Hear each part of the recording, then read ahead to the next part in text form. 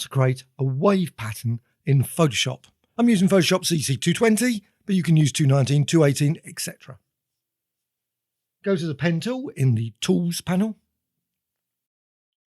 Go with Shape and also go with a Basic Gradient. Now the panel may be different if you're using 219, 218. The gradient should be still there, black to white. And go to the View menu and New Guide Layout. Go with columns 20 and rows 20. Click OK. With the pen tool, go to the top and then go all the way down that line and then go 3 cells one way or maybe 4 cells, up to you, but just make it even. And then go again 3 cells the other direction from the center. And then go to the top again to close it. Then go to View menu and Clear Guides. I don't want them anymore.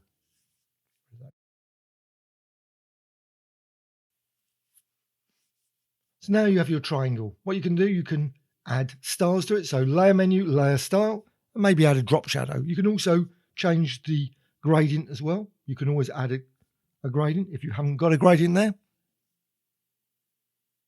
You can also add satin, bevel, whatever. I'm just going to go with the drop shadow. Click OK. Of course, once you've done that, maybe you look at it and think, you know what, I want to change the gradient. Well, you can do that via the Layer menu and Layer Content Options.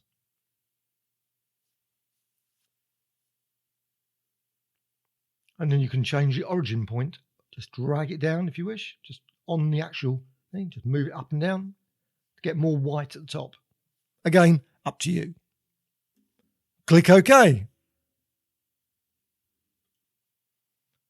Got the Layers panel, and you can find that in the Window menu and Layers. And what I want to do, I want to delete the background. So you go to background and then click there to delete. Yes. So now you've got transparent background and you've got your triangle. Remove the Layers panel. What I want to do now, I'm going to convert it into a smart object. I like smart objects because you can always go back to smart objects and change them at any point, apply effects, etc. So Layer menu, smart objects, and convert to smart object. And then edit menu, transform and warp. And what I want is a wavy warp design. So I'm just going to manipulate those, just drag that backwards and forwards. Maybe right click and add a crosswire. You can get split crosswire. And you just can keep moving that until you're happy with your wave design. And you can always go back to that transform at any point because it's a smart object. So you can always go to edit and transform again. Then go over to the rectangular marquee tool and select the entire design. Make sure you do the correct selection so you don't cut it off anywhere. And then edit menu and define pattern. You could, of course, use other distortion tools, maybe liquify to distort the design. Now go to File menu and New and create a new document, a larger document. I'm going to fill the document with the design that I've just created. And I'm going to do that multiple times, but I'm going to change the scale each and every time. I'm going to create a layer, so Layer menu and New Layer. I like creating them on layers, makes it easier to remove if something's go wrong. Now you could do this approach by just duplicating a layer and recoloring the layer. But I'm not going to go that way. I'm just going to do it slightly longer route. So I've got a layer, then I'm going to edit and fill. Make certain you select the pattern design and also make certain that script is on. And make certain it is symmetry fill. I'm using the symmetry fill script. Set the type to 7, set the scale to 1.25, set the height to -100, set the width to 0, and set the randomization to 0 and 0. Press OK to fill the layer with your beautiful design.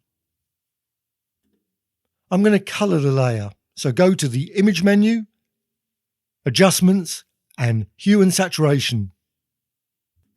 Set the colorize option to on, change the hue setting, and then change the saturation. Boost the saturation to a fairly high value.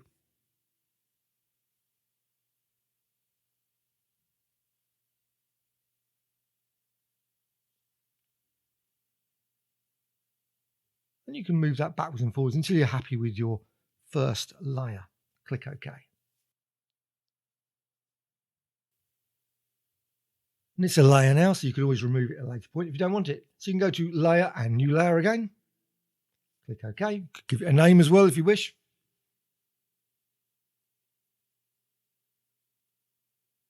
And then again, Edit menu and Fill. Use the same pattern. You could, of course, change the pattern if you've got maybe multiple copies of that design, maybe different variants. And run it again with exactly symmetry fill. And all the same settings, but change the scale. Just reduce the scale down. Click OK. Now you could, as I mentioned, just create one layer and repeat this over again, and then just keep reducing the design. However, that doesn't particularly work if you've gone over the edge, which of course you can see the image goes over the edge. So that doesn't work in that principle. So this is a way of getting around that. Just keep running the fill and just keep repeating that over and over again. The same thing. Go to, again, image menu and adjustments. And now I'm using hue and saturation, but you could of course use color lookup or one of the others. Perfectly reasonable as well. Colorize again and then change the color again. Again, boost up the saturation. I'm going to quickly run through the new layer, then edit and fill. Set the scale down each and every time, say 0.9, 0.8, etc. And then go to image menu and adjustments and hue and saturation. Repeat that 10, 15, 20 times.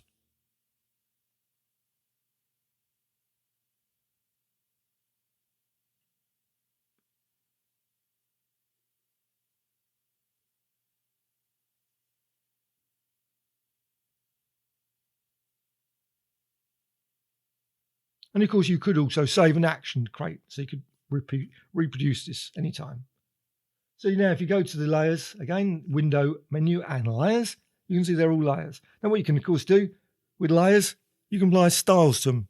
So each of those ones, I'm only going to just do it to one. So layer menu and layer style, and maybe add a stroke or bevel emboss.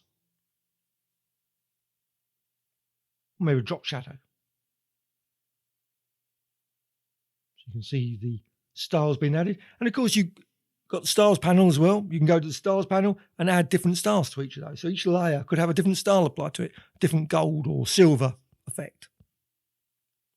Or maybe a different gradient. It doesn't have to be blue, green, etc. Click OK. And you could do that for all of the layers. I'm not going to do that, but you could. You could go to each layer in turn and maybe apply effects, maybe add styles, up to you. What I'm going to do is go to layer menu and flatten. I'm going to make it look more vibrant. So go to image menu and adjustments and vibrance. Set the values to close to the max. Once you're happy with the settings, click OK. You can of course repeat the vibrance or maybe apply additional color effects. You can also change all of the colours. Go to the image menu, adjustments and hue and saturation and maybe modify the hue settings. Other adjustments are available. You could of course use the lookup as well, colour lookup via the image menu and adjustments and colour lookup. Create some very beautiful designs. As you still have the original source document, you can always go back to the warp and modify that design, or maybe change the gradient in different ways, or maybe add 2 or 3 objects to it.